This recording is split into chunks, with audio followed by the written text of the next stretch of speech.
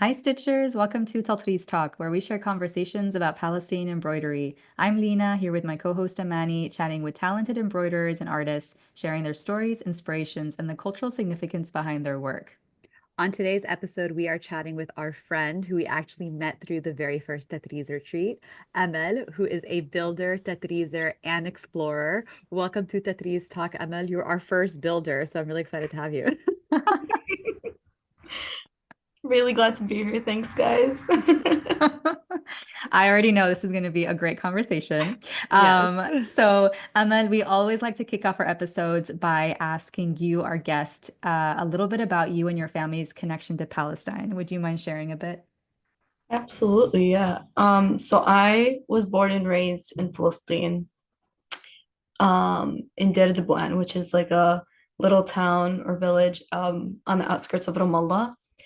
And growing up in Palestine, Tatreez was always around me, hanging on people's walls, hanging in our walls, or on our walls in our house, or even on our clothes, right?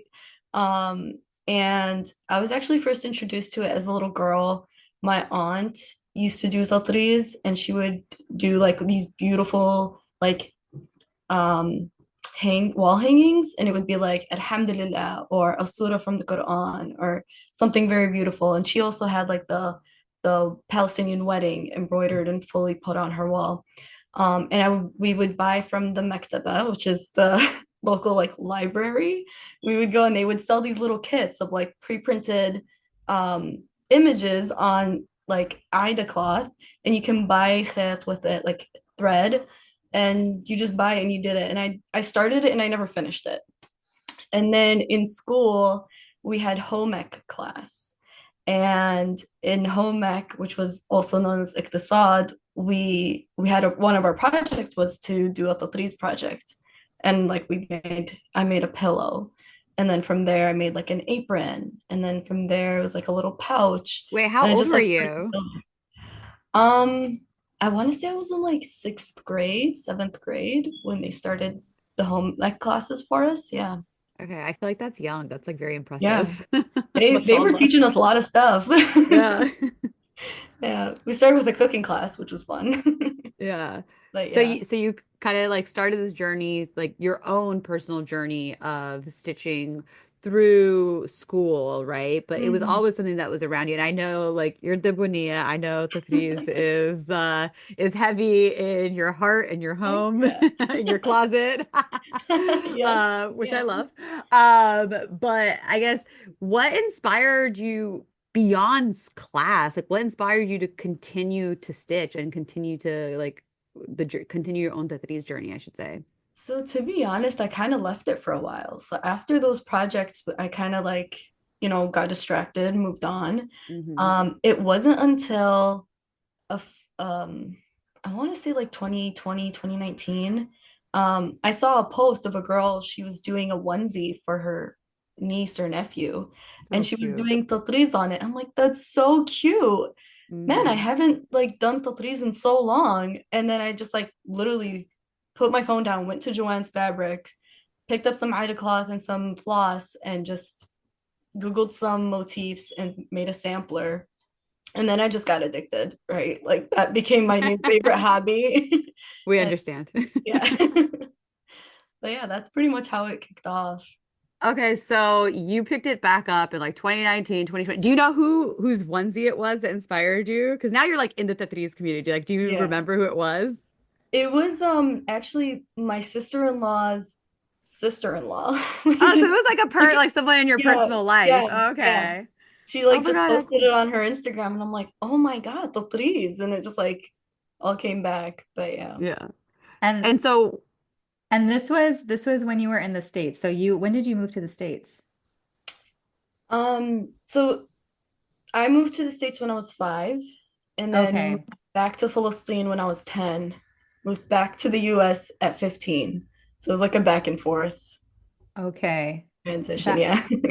got it. Okay, okay, okay, got it. So you But yeah. practiced when you went back to Palestine in like the Mhm. early teens and then came back to the US, paused, and then Yeah. picked this up. Okay, so then after the sampler, what did you get inspired to do a onesie as well, or were you doing other projects? No, I was doing like one sampler. I literally went from a sampler to thinking I can make my own thobe. Like Sounds so went familiar. super ambitious. Um, and had my mom like when she went to Philistine that following year, I think it was 2020 she went, and I was like, Mama, can you get me kamash? Like, can you get them to cut kamash for me, have itamin put on it? I want to make my own thobe. And I think I spent a year after I got my fabric, just literally practicing different motifs next to each other so I can figure out which ones I want um Mm. on my thobe. So I technically like spent like a year just building samplers, just trying to see what it would look like, what colors I I mean, wanted. yeah, I mean, if you're going to invest in making a thobe, you should be like at least excited about what the motifs Right. are. It's a long Yeah. project. I'm So also what, Yeah. very indecisive and I couldn't make up my mind. it's a hard one. It's a hard one. So what Yeah. did you end up settling on? Um, as far as design, Yeah, yeah, like what motifs were the ones that kind of drew your attention and you oh, went with? honestly, I don't know their names, but they were more, I picked them out based off of like different thobes we had in our closets. Some are Mm. floral, some are leafy. Um, and I wanted something that was like different geometrical designs put together and kind of rounded so that they're not Hmm. so square and boxy. Mm. So that's kind of what I went with. Different colors. I really like the earthy colors. So I have the greens and maroons and the the burnt orange, the yellows. Hmm. Yeah. Yeah, that sounds gorgeous. I'm curious. Okay, so you said you kind of pulled design inspiration from Thwab that your family already has. So Mhm. what is kind of like what's the story that you want to tell with your thobe? Like what's that inspiration that you have as you've kind of been designing and stitching your thobe? Um, it would be that like so my thobe was just kind of an idea on a whim, a project that I was like, oh, I could do this too. But the more I've spent time putting together those designs and the more that I've spent time working on it, the more I've learned about Tatreez. The Hmm. more doing that project has taught me about my own culture, my own tradition. And subhanAllah, like when I was looking at different thwab, it unlocked memories and I was like, oh my God, Mama, I remember you stitched a thobe at some point with Khato Amira. Like, where are these thwab? And then like that I ended up having them get shipped over to us so that I could see them. And like my mom's like, here's a box of like 4 handmade thwab for you to just Wow. have and do whatever you want with. It's like it's really unlocked some core memories and just some knowledge about my own traditions and my own culture that I didn't know, and it unlocked me meeting you guys. Like I Yes. literally didn't know there was a whole Tatreez community online until after our first Tatreez retreat. Like, so that it's definitely been eye-opening for me. Yeah, I could see that. I'm okay, so I feel like you have this kind of cool story in a way of like the past because you're saying you're replicating a lot of these designs from these Mhm. family thwab and stuff. Yeah. But you're kind of bringing it into today's world and kind of to your style. So I'm really excited to see the finished process. And where are you in the process You of and your me thobe? both. It's okay. There's no shame in it, babes. You know, there's no I shame. We're here to encourage, not good. shame. I literally finished the sleeves. Okay. I got through most of the kaba, and I'm taking a pause because there's like a section of the kaba I really don't know what I want to do with yet. Mm. Um, and I'm gonna just start with the badan. So that's where I'm at with the thobe. I have paused from my thobe to do other projects because I got bored of the patterns, and I'm like, I need to do something different, and then I'll get back to my thobe. So I'm taking it really slow. Take your time. Yeah. That's the best way to do it. That's so Yeah. beautiful. I'm obsessed that it not only unlocked kind of your connection to Palestine and family, but kind of these relationships as well. And Mm, it's so crazy how like they just ship you these beautiful handmade thwab yeah. without Yeah, like a second thought. I don't know if I would put it in the mail. That's scary. literally. Yeah. So, yeah, no, it was actually really funny because it's like they were literally sitting in a box in our house that's locked up in Philistine. And like that alone tells you a story, right? Like there's so Mhm. much of our culture that's taken away from us because of what's going on in Palestine and because of the oppression. And then just to be able to have someone be able to ship that to me, that was a blessing in it of its own. And the fact that it was just so easily brought to me and to others who Mm. don't have that connection, don't have who yearn for that kind of like a hand down. Um, it's so easy for me to get my hands on a handmade thobe, while someone else who's Palestinian, it's so difficult and they have to make it on their own or buy one, and that's hella expensive. But yeah, And it's crazy. where are these thwab now? They're in the room next to me. She's like, they are very close by. They're very close I by. have them under lock and key. Yeah.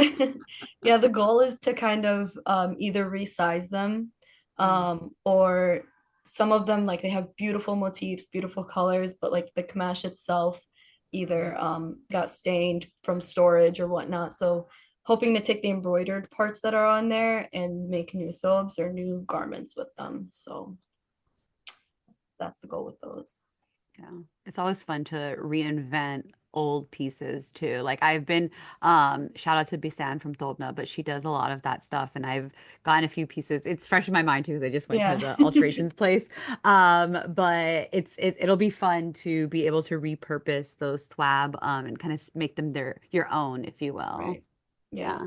So you mentioned too that the whole kind of journey into the threes also unlocked this community for you that you weren't aware of. Yeah. Obviously, we kind of hinted at the beginning that we met you at the first Tatreez retreat. You also came to the second Tatreez retreat. But can you talk a little bit about the community that you've been able to connect with through Tatreez and what that's meant to you? Yeah. Honestly, it's kind of a community I didn't know I needed. Um, subhanAllah, like before the Tatreez retreat, right? It also, I hate to say this, happened at a time when we needed it the most. Mhm. Because it was just like the first Tatreez retreat was only a month after It the was like genocide two that started. weeks. It Oh, was like two two weeks. weeks after, yeah, It because it was was so still in short, yeah. October, yeah. And I was away from home working um, in a completely different state, and I needed to be around Fulistania. And so, like, when we got together, it literally was like immediately connecting with people that are so much like you, but so different at the same time. And it was just so beautiful.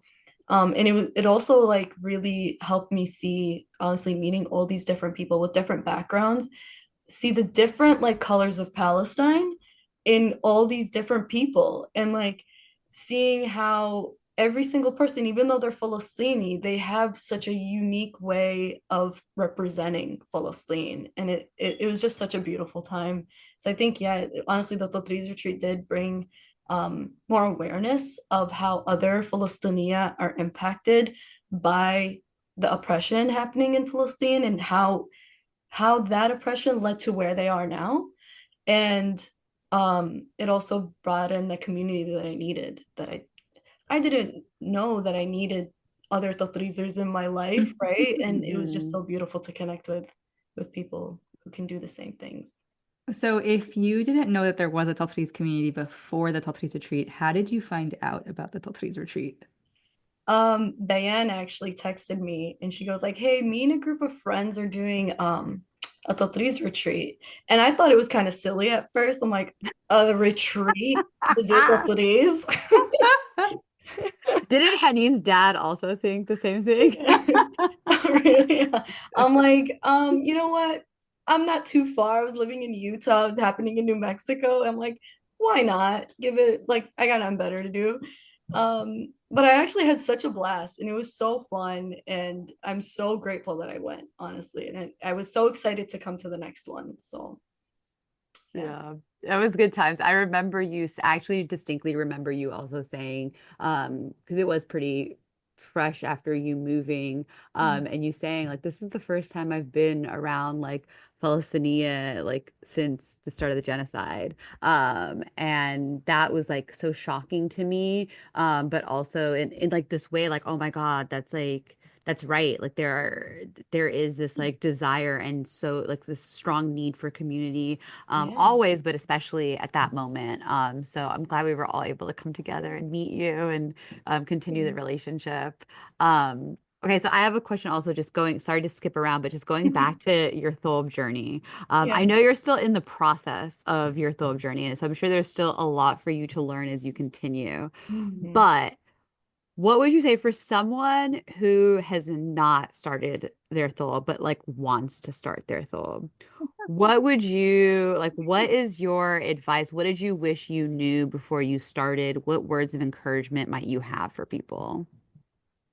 Oh, um, okay, what I wish I knew. So it was after meeting you all and seeing all the nice tools and gadgets you guys had.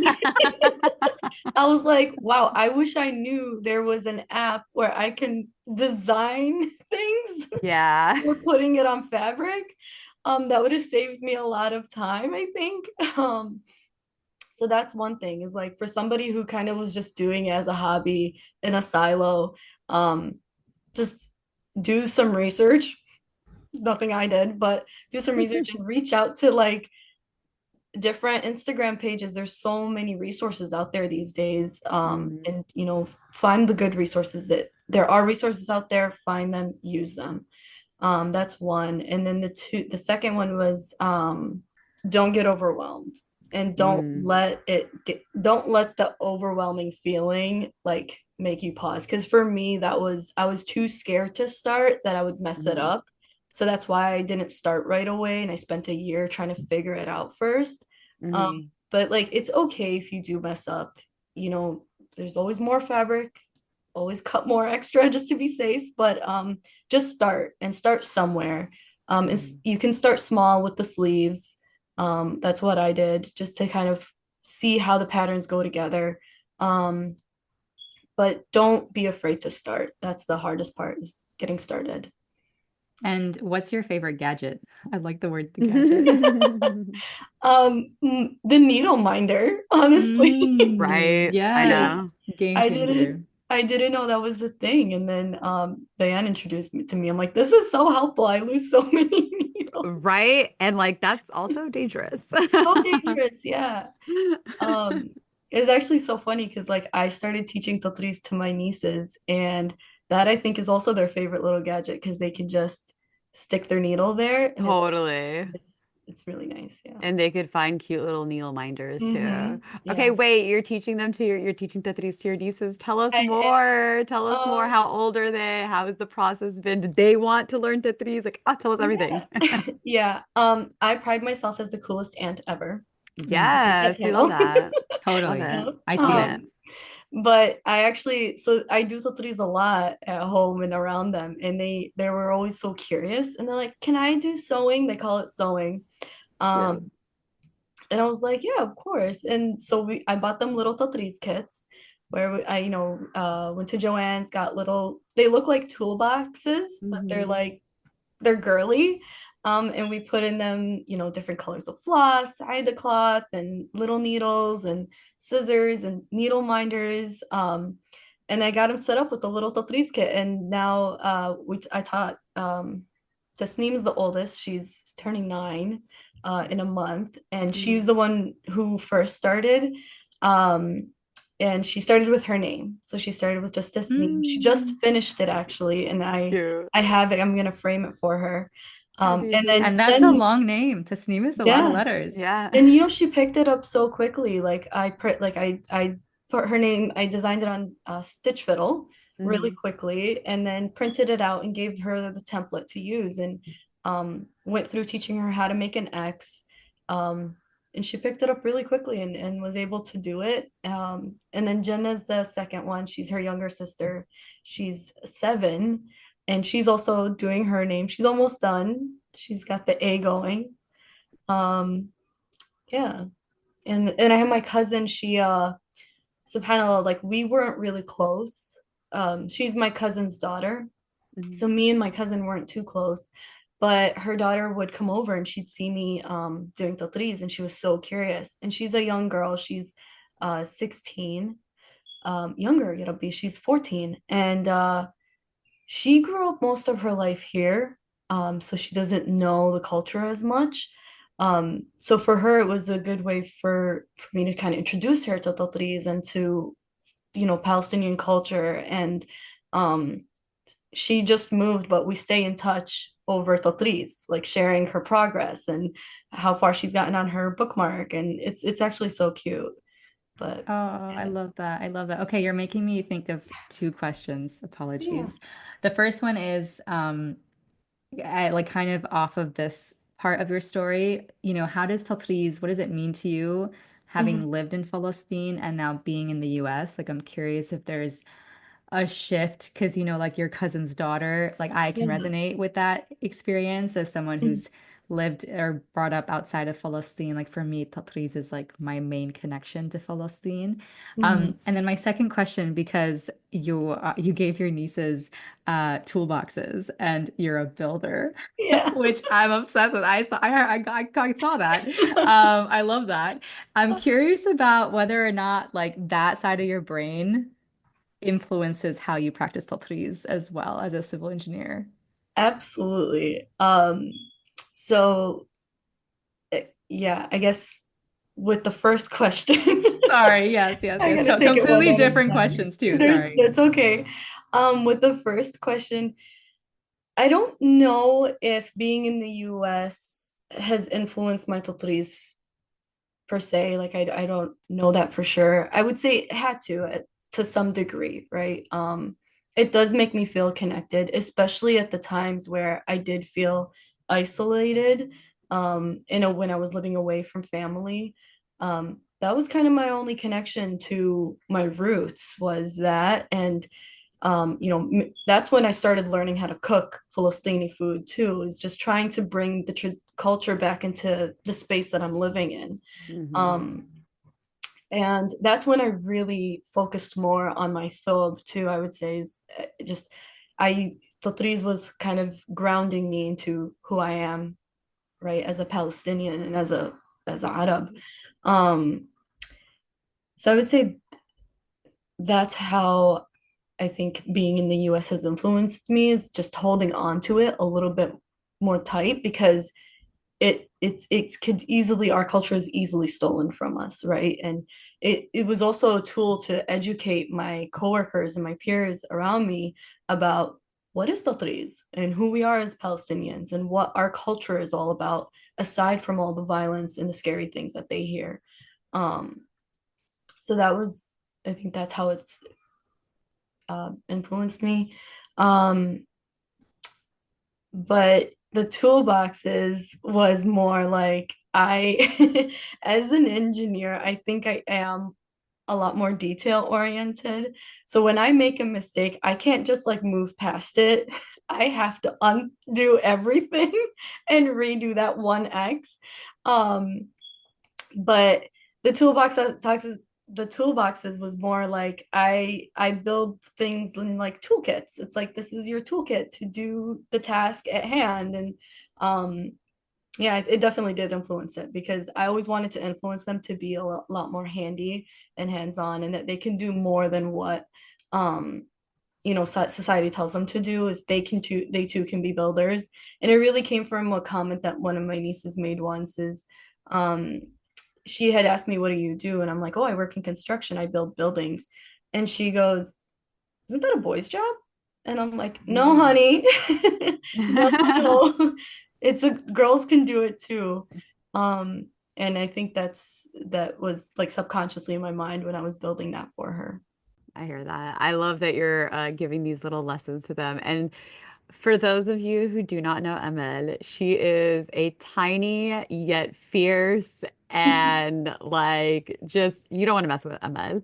Like she is tiny and fierce. Like she could do whatever she wants to do. Trust.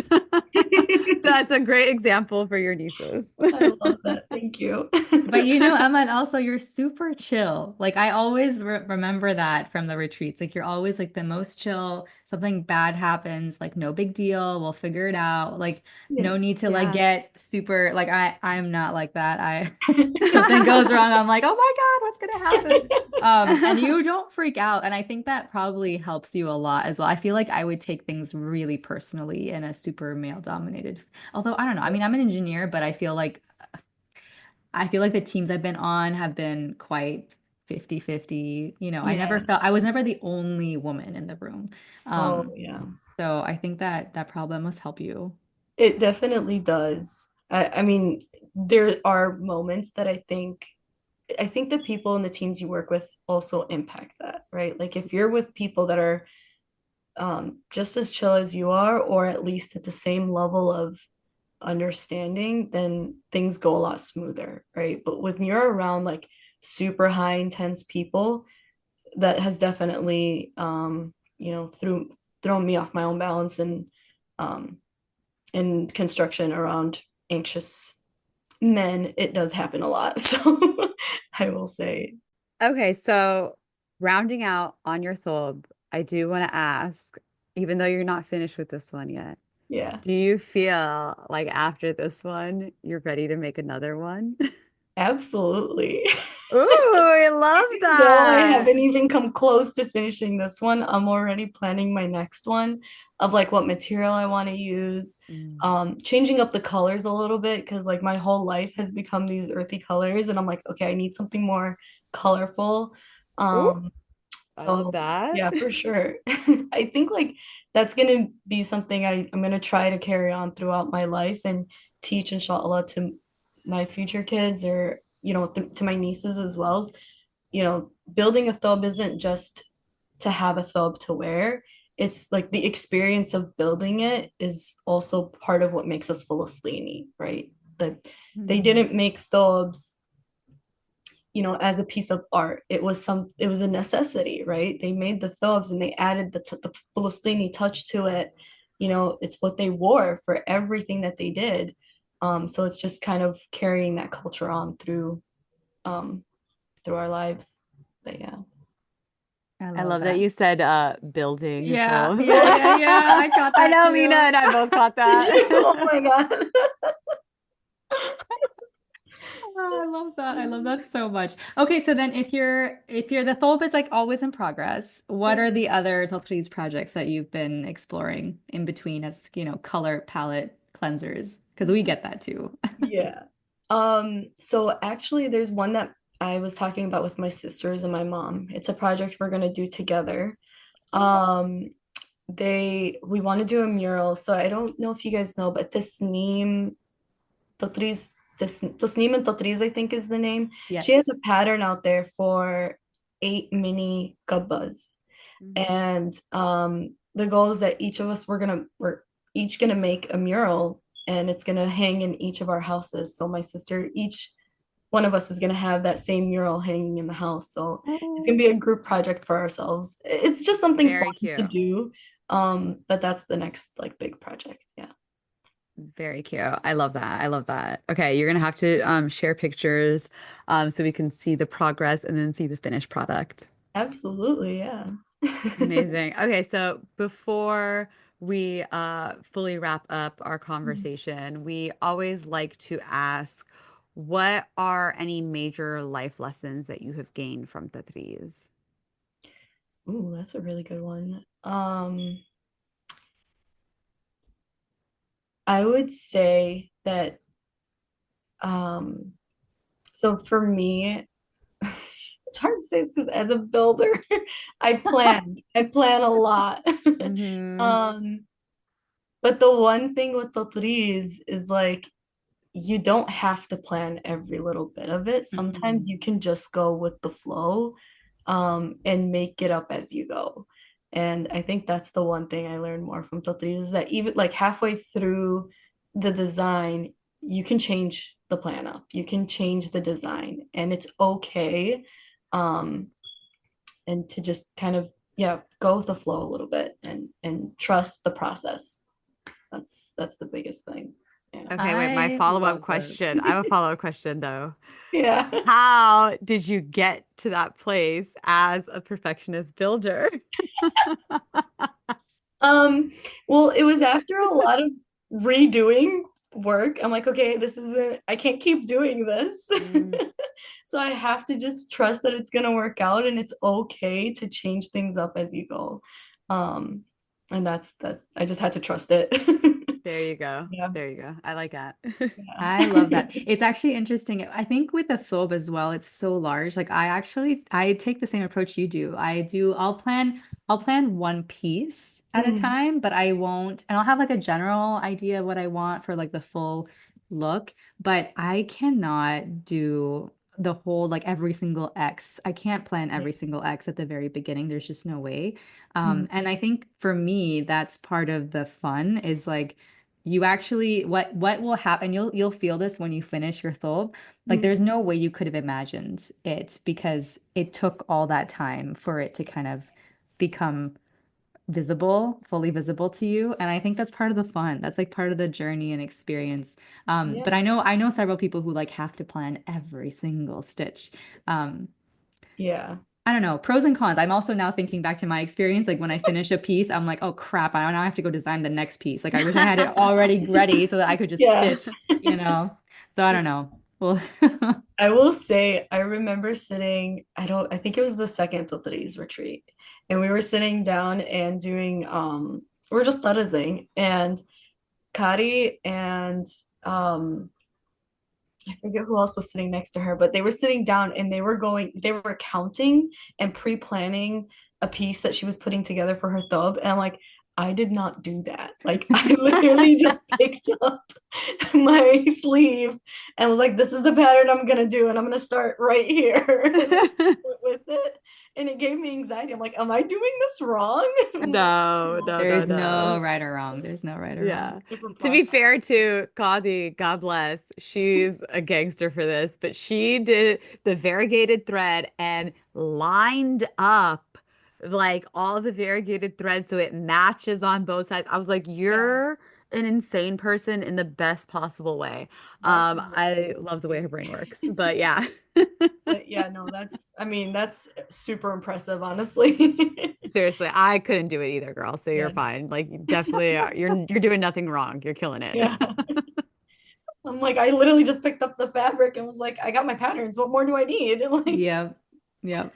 And like to be fair, I mean, we have the benefit of the privilege of these like fancy gadgets. No one used those fancy right. gadgets back in the day. They're not using this stuff back home. They're just doing it. Uh-huh. Like at most I see people sketch things out like Yeah, on literally. paper. But yeah, I mean, yeah, everything else is just us being fancy. You're doing great. Yeah. You're all doing amazing. I love it. I love the pep talk.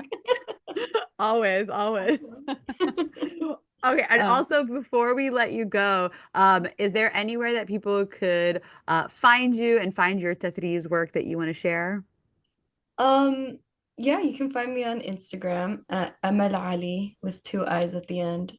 But I don't really post my tattoos as much. It's more just like stories of what I'm working on and progress of that. But yeah. what And you're her building. fun travels, And her Yeah. because fun Amal travels. loves to travel in addition to Yeah. building and terracing. She is an Yeah, explorer after I all. do. Yep. I do take my tattoos with me on every trip, and it's actually really fun. Like kind of thinking back at, oh, I did this piece in Spain. I did this Mm. piece on the way to Turkey. I did this piece on a mountain somewhere. So it's really fun actually Yeah. taking your tattoos with you wherever you go.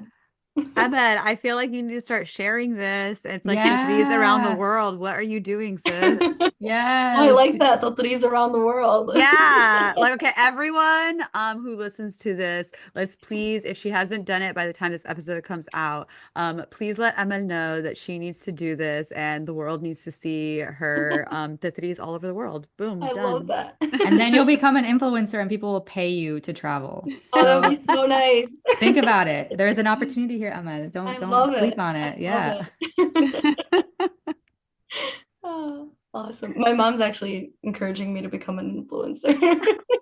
Really? Yeah. She's like, then you don't have to work. I'm like, yeah. Dead. Dead. Okay, this is where we're at in 2025. Okay. That's so funny. Amazing. Well, thank you so much for joining us, Emil. It's always amazing and a laugh to talk with you. You're the best. Oh no. We're sad you won't be at the Tatreez retreat this year, but we know we will get together and laugh and stitch soon. Inshallah, inshallah. Thanks guys for having me. Thanks, This was really Habibi. fun.